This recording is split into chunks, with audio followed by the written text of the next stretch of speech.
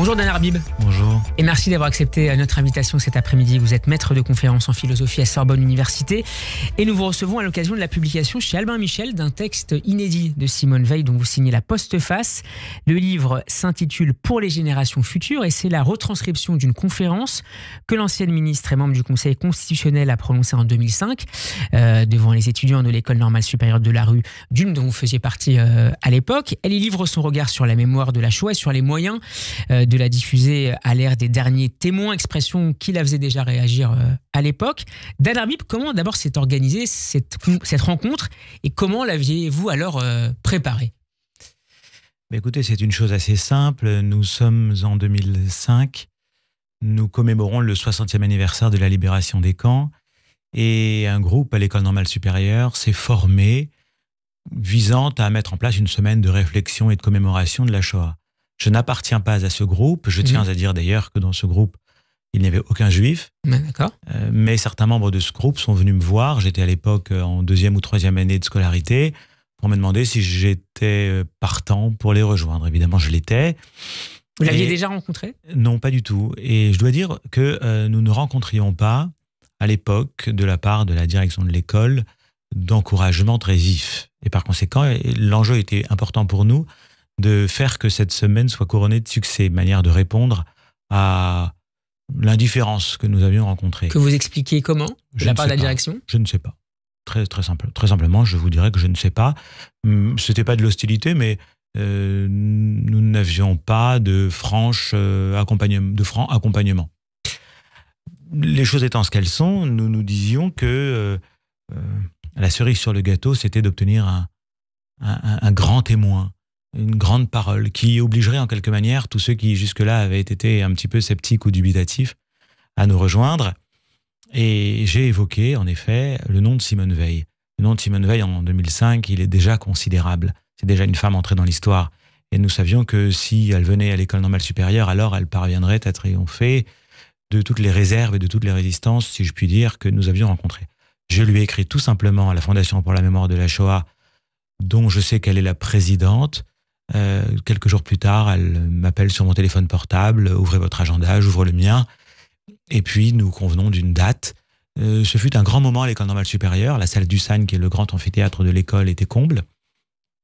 Le directeur, la direction, au grand complet, est venu saluer. Vous avez été félicité, j'imagine ? L'ancienne ministre, oui, mais enfin, peu importe, le fond n'était pas là.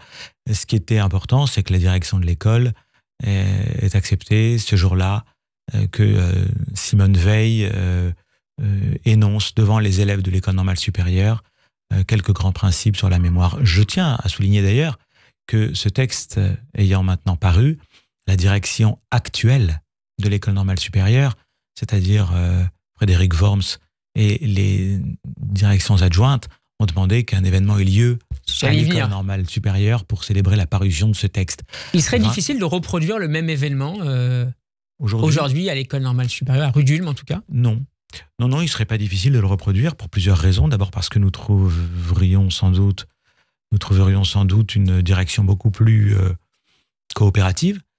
D'autre part, parce que le climat à l'École normale supérieure est beaucoup plus sain et serein qu'à Sciences Po, qu'on a bien voulu le faire croire l'année dernière et que dans d'autres institutions d'enseignement. Et troisièmement, parce que la personnalité de Simone Veil, je crois, fait aujourd'hui l'accord des esprits, indépendamment des clivages politiques ou idéologiques qui peuvent morceler la communauté des étudiants. Dan Arbib, on se trouve alors 2 ans avant la publication de son livre autobiographique, Une vie, grand succès de librairie de l'année 2007. Simone Veil se trouve à un moment de sa vie où elle a décidé de se confier davantage sur à la fois ses souvenirs et sur cette époque terrible, sur les années aussi qui ont précédé la Shoah et celles qui l'ont suivi. Alors, il y avait déjà eu des biographies de Simone Veil et certaines biographies qui s'autorisaient de propos qu'elle avait tenus et d'entretiens qu'elle avait donnés. Donc, elle n'était pas secrète sur son passé. Je crois savoir néanmoins que l'écriture d'une vie n'a pas été chose simple et que par conséquent, le projet en avait déjà été conçu de nombreuses années avant. Au moment où Simone Veil intervient à l'École normale supérieure en 2005, il n'est pas nécessaire qu'elle ait écrit une vie pour que son passé soit parfaitement connu. Du reste, je le dis un petit peu dans la préface, à de certains moments de sa carrière politique, elle avait quand même suggéré, dit que son passé était ce qu'il était. Je cite ce moment où elle inaugure un hôpital, elle doit poser la première pierre et quelqu'un veut l'aider, elle répond « Laissez-moi faire, j'ai fait ça en déportation ». Elle le dit. Et on se souvient de la campagne où elle envoie très crûment et très clairement, et en colère, aux militants du Front National qu'elle a triomphé de plus vilain qu'eux. « J'ai survécu à pire que vous, vous n'êtes que des SS au petit pied », dit-elle. Par conséquent, elle n'avait jamais fait mystère de son passé. Une vie était en quelque manière peut-être le moment le plus opportun, le moment le plus adéquat pour elle. Peut-être parce qu'elle sentait venir les vieux jours, parce qu'elle sentait aussi sa mémoire mûre pour être transmise. Mais son passé, à ce moment-là, en 2005, n'est une inconnue pour personne. Ça disait aussi quelque chose de la capacité d'accueil des Français de ce récit-là, fort à l'époque de l'apparition d'une vie. Oui, elle le dit elle-même. Elle fait l'historique avec beaucoup de lucidité de la manière dont les Français ont accueilli la mémoire de la Shoah. D'abord un grand silence au moment où, à la Libération, personne ne veut recueillir cette parole parce qu'il est important que les Français se racontent une histoire gaullienne, une histoire gaulliste, une histoire d'une France résistante, une espèce de mythe auquel, du reste, elle-même n'a jamais souscrit, ce mythe de la France victorieuse du général de Gaulle.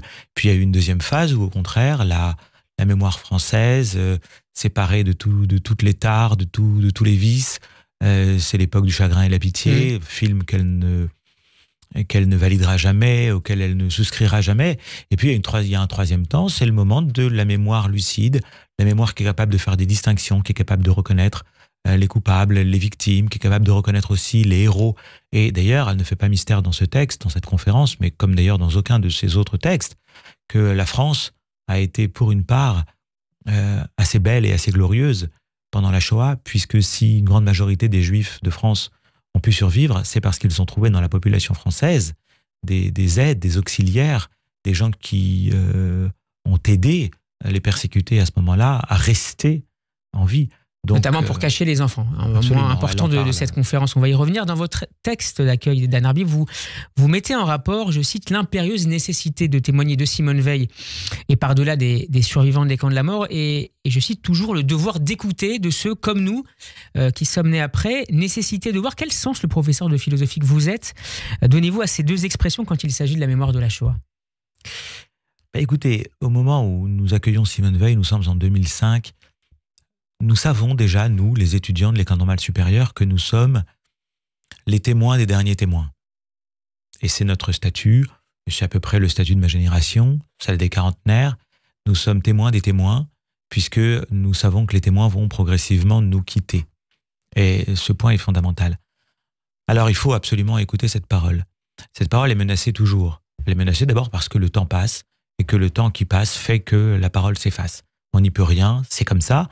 Et en un sens, c'est sans doute nécessaire pour que le futur, pour que l'avenir se construise. Ça, c'est le premier point. Et le deuxième point, nous savons que nous sommes les dépositaires de cette mémoire. Je vais ici dire une chose qui peut-être sera contestable et qu'on pourra peut-être contester. Je crois néanmoins que c'était, pour une part, la conviction de Simone Veil. Il importe que chacun conserve sa mémoire. Chacun ne peut pas prendre en charge la mémoire de tous les autres. Mais par contre, les Juifs peuvent prendre en charge la mémoire de la déportation. Parce que c'est leur mémoire. Ils peuvent, ils doivent. Ils peuvent et ils doivent. Mais n'attendons pas des autres qu'ils prennent en charge notre mémoire. Et pour une part, la mémoire de toutes les populations qui ont connu un génocide leur revient, et il leur revient alors aussi de la prendre en charge et de l'assumer. Donc c'est un devoir qui nous est fait maintenant. Parce que si nous ne prenons pas en charge cette mémoire, nous, maintenant, alors qui la prendra en charge ?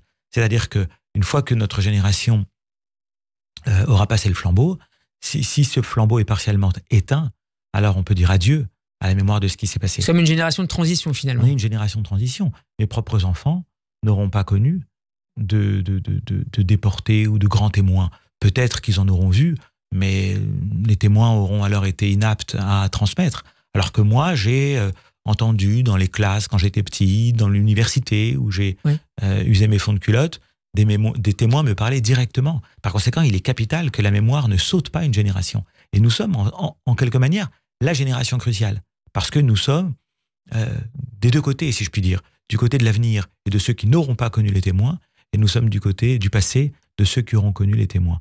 Je pense que ça nous fait un devoir.